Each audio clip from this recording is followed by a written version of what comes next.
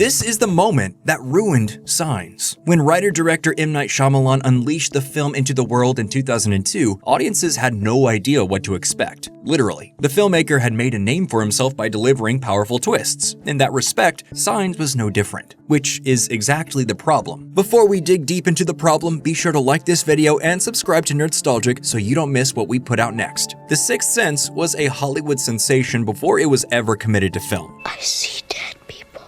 Despite M. Night Shyamalan having very few credentials to his name, the script caused an uproar among several studios, with Disney ultimately winning out over Columbia Pictures, DreamWorks, and New Line Cinema. They bought the script for around $3 million, made the movie for $40, and then raked in $673 million at the box office in 1999. A year later, Shyamalan repeated his success, albeit to a lesser extent, with Unbreakable, making Disney $248 million worldwide. While those numbers would have been enough to put Shyamalan on the map, his success wasn't just fiscal. As both writer and director, M. Night's creative vision was stylistically distinct and a refreshing change of pace for the Hollywood landscape of the late 90s and early 2000s. His ability to stir latent fear and inspire wonder had droves of fans flocking to theaters. But it was the mind-bending twists that truly captured the interest of moviegoers. We came to know Shyamalan as a filmmaker who explored broader thematic concepts under the guise of a fairly straightforward plot, with a sudden and satisfying twist ending. So with two hugely successful projects under his belt, Disney was happy to greenlight his third project. That third project turned out to be Signs. Signs was a massive financial success on release, and critics were enamored with the mystery, intensity, and message. Shyamalan was touted as a born filmmaker and compared to Alfred Hitchcock and Steven Spielberg. And yet, despite the heaping praise, not everyone was on board. There were a few main points of contention among critics and general moviegoers. The first is that none of these characters behave like real people. Though, let's be honest, none of Shyamalan's characters ever do.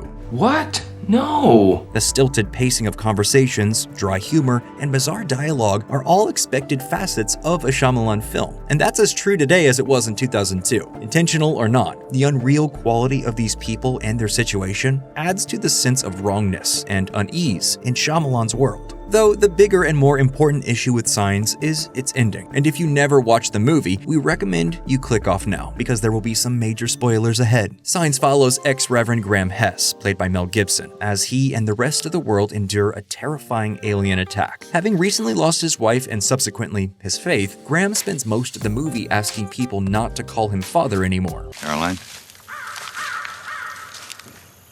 Please stop calling me father.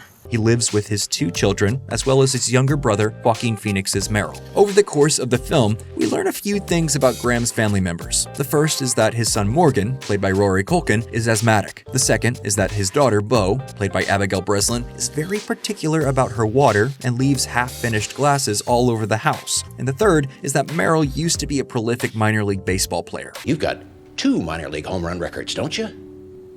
5. In fact, that's basically all we learn about his family. We never get a deeper sense of who any of these people are. Eventually, the family finds themselves trapped in the basement by alien invaders. They re-emerge 12 hours later, having learned via a radio report that for some unknown reason, the aliens have fled Earth. Except one. The straggler is standing in their living room, holding Morgan's limp body and attempting to poison him. This is when we get an important flashback scene transporting us to the night Graham's wife died. Her final words were to tell Meryl to swing away.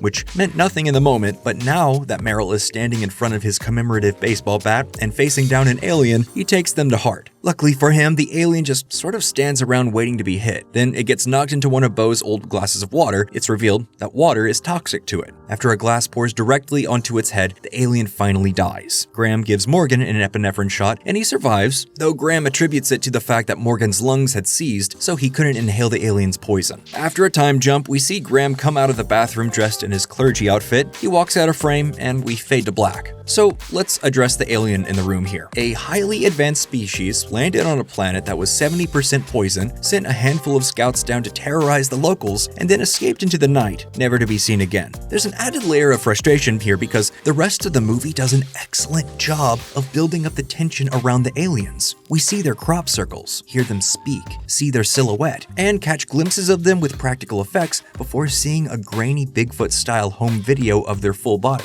The end squanders all all of the work M. Night put into making these things so terrifying, rendering them nothing but big, dumb animals. The idea that aliens could be intelligent enough to develop interstellar travel, yet couldn't be bothered to check if Earth was safe for them is laughable. And seeing their CGI bodies in broad daylight with a total lack of self-preservation removes the last shred of threat that they may have posed. There have been many arguments through the years defending and interpreting the end of Signs, and while Shyamalan hasn't confirmed any of them, he has told us what the movie is really about. In an interview with The Ringer in 2020, Shyamalan said, "The sofa scene in Signs is what the movie is actually about, where he and his brother talk about what kind of person are you? Do you believe in things? Or is it all just chance?" That sofa scene he's talking about shows up about halfway through the movie's runtime. It features Graham and Meryl sitting together in their living room. After seeing reports of aliens all over the world, Meryl wonders if this is the beginning of the end and hopes for a life-saving miracle. His brother, on the other hand, believes the world is chaos and there will be no miracle that comes to save them. Of course, Graham is the hero of this story. Anyone who understands the basics of a hero's journey knows that the film is telling us that Graham is wrong in this scene and he'll undergo a change that will reestablish his faith. And that's exactly what happens when the aliens attack. With that in mind, the twist ending in Signs isn't that the aliens are weak to water. That fact is actually telegraphed to us earlier in the movie with one of Shyamalan's trademark gratuitous cameos.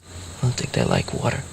The real twist is that everything happens for a reason, and Graham just needed to believe. Morgan had asthma because he needed to survive the attempted poisoning. Bo had to be picky about her water so they could use her extra glasses as ammunition. Meryl had to be a minor league baseball player who never went pro so he could be home with his family and beat down the alien more professionally. And Graham's wife had to die to deliver a prophetic message. Unsatisfying doesn't even begin to cover how bad this so-called twist is. It really shines a light on Shyamalan's worst tendencies as a writer and director. With his previous two films, the third act reveals helped wrap up the story and added interesting context. Once you know Dr. Crow's fate, the events of The Sixth Sense are even more fun to watch unfold. Knowing the true nature of Elijah Price's character in Unbreakable puts his relationship with David Dunn in a new light. Obviously, Shyamalan wanted to pull off another mind-blowing reveal with Signs. He wanted to do it in a way that touched on a deeper theme of faith and belief. And he was willing to sacrifice basic logic, character development, and the fear of his antagonists to do it. Knowing the end of Signs does nothing for its audience. If anything, on a rewatch, you'll only notice how blatantly and clumsily the tracks have been laid to reach the intended destination. There was never any mystery or subtlety. Whether we knew it at the time or not, this movie spelled disaster for Shyamalan. After Signs, the mystique of Shyamalan's filmmaking started to wear off. He put out a string of bad movies punctuated by one or two that were worth watching before trying to create his own cinematic universe with 2019's Glass. Since then, Shyamalan has been churning out movies with the same tired tropes. His characters still speak like robots. The four of us are here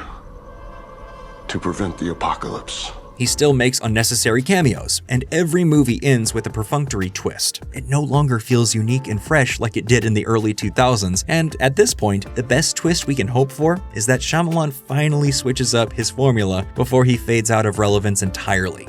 And well, that's the end of today's video. Thanks so much for watching to the end. If you liked what you saw, let us know by hitting the thumbs up and subscribing to Nerdstalgic.